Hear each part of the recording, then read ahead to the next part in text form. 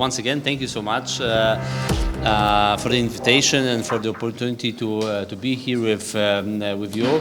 2 years ago, when I was at the previous conference, I was very surprised during my presentation, one of my presentations, because I have two.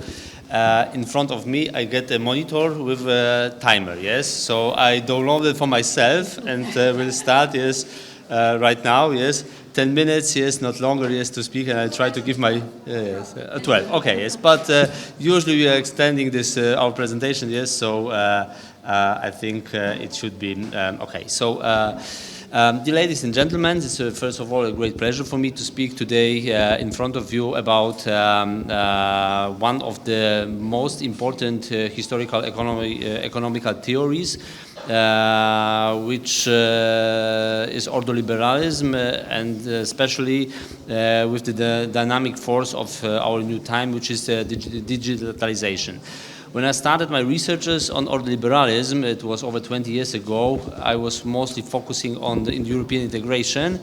Then I switched to the sustainable development and how it is to compare with the sustainable development goals. And then I realized it still is not enough, yes. We are challenging the digitalization process with enormous scale, yes. And one of the most important questions for me is how we can adapt our economical and social models to this new reality, changing these challenges, yes. A short introduction, which is Ordoliberalism, what is Ordoliberalism and the social market economy. So Ordoliberalism is, as I mentioned, a school of German thought in economics, which was developed in the 30s and 40s of the 20th century by several economists and lawyers in Germany. And its central idea is that a functioning market economy requires a strong legal and institutional framework. This is what we are trying to focus on the legal and institutional framework, and is working quite well, yes, but it's working quite well according to small and medium enterprises, but not to big multinational companies that we have in our current world, yes. This legal institutional framework has the goal to prevent monopolies, ensure competition, and to protect individual freedom. This school was deeply influenced the concept of social market economy, which became the economic foundation in West Germany after the Second World War, first of all, and then was implemented in other European countries with an important role in the emerging in the European integration process. It combines the social market economy based on Ordoliberalism, free market principles, which are strong social policies, aiming to balance economic efficiency with social justice. In contrast to other neoliberal concepts or Anglo-Saxon neoliberalism, which often promotes minimal state intervention, Ordoliberalism calls for an activating state, not to interfere directly into the market, but to create and maintain the conditions under which markets can function freely and fairly. And how it works, or how it is connected with the digitalization process. We are now living in what many describes as a fourth industrial revolution, a period characterized by rapid technological changes, by datafication, by automation process, and the rise of platform capitalism. Yes, the digital economy is marked by several features that present new challenges to traditional ordoliberal principles. The first one is platform dominance. A small number of digital platforms like Google, like Amazon, like Meta control vast waste amounts of data, market access, and digital infrastructure. This rise concerns about the monopolistic structures. Yes, so the solutions that ordoliberalism has created for a local level, for a national level, are not enough right now for the multinational or international level. Yes. One of the biggest challenges in the 20th century was how to create monopoly structures, and 21st century created much stronger monopoly structures like these digital platforms. Yes. In person, I'm less afraid about different dictators in the world than nowadays, like people like Elon Musk, yes, and such people that have enormous power to influence all of us through digital platforms, and this requires new solutions. Yes, so this is one of the key questions. Yes, then this digital economy.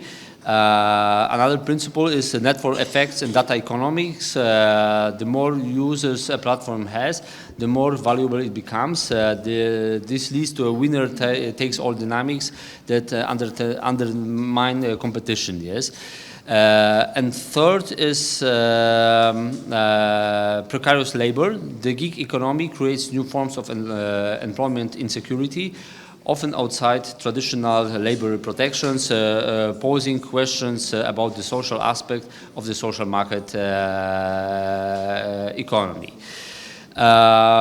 Going to the question, what would an ordoliberal approach to the digital economy look like? If we take ordoliberal principles seriously, then a digital economy shaped by these ideas would innovate at least 4 key interventions. The first one will be strong digital antitrust policy. We need robust tools to break up or regulate dominant digital platforms, ensuring market access and trying to abuse data-driven monopolies.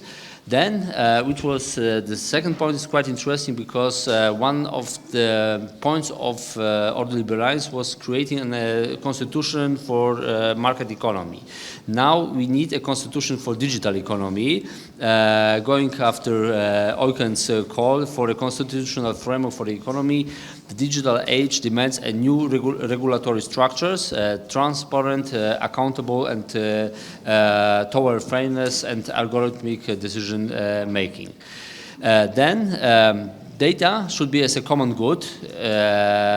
It seems very ideologistic, but it should be like it's a very difficult task is to create data as a common good, because we see how the competition between different states is in collecting different information and using such platforms like Instagram, like Facebook, or whatever. Yes, we are delivering enormous data to United States. Yes, look how the United States has great power through data from different regions. Even Booking.com, which was European platform, yes, was bought by Americans, yes. So they're buying different platforms, yes, and they have the strongest powers. And in Europe, for example, I cannot tell you any worldwide known platform, yes, that we have right now, yes, like Google, like Meta, and such a platforms, yes. And fourth, reinforce social policies. Ordoliberalism is not just about competition; it also requires social protection. The digital welfare state should offer support for workers in platform economies, including access to healthcare, pensions, and collective bargaining rights. Yes. To conclude, is ordoliberalism still relevant? I would say yes, but it remains a strong evolve. The strength of ordoliberalism lies in its institutional realism. It recognizes that markets do not regulate themselves, and that without clear rules, economic freedom can lead to domination and exclusion. Yes. As we face the challenges of AI, surveillance capitalism, and digital inequality, we might find in Ordoliberales a moral and institutional compass, one that seeks a balance between freedom and order, competition and justice, and innovation and responsibility. Yes, thank you for your attention. Yes.